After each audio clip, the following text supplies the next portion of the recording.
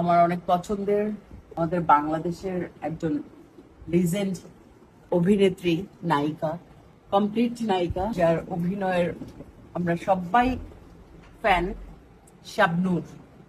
শাবনূর এতদিন পর একটা মুভি করছেন, রঙ্গনা। সেই রঙ্গনাতে আমি শাবনূরের মায়ের চরিত্রে অভিনয় করছি। বাট আমি পাগল। আমাদের রঙ্গনা ছবির জন্য অনেক দোয়া করবেন, আমাদেরকে আপনাদের শুভকামনায় রাখবেন, আশীর্বাদে রাখবেন, দোয়ায় রাখবেন। তারুণায় রঙ্গনা সিনেমায় শাবনূরের মায়ের চরিত্রে অভিনয় করবেন জনপ্রিয় অভিনেত্রী মনিরা মিঠু। দীর্ঘদিন পর নতুন সিনেমার শুটিংয়ে ফেরার আগে সবাইকে মিষ্টি খাওয়াচ্ছেন শাবনূর।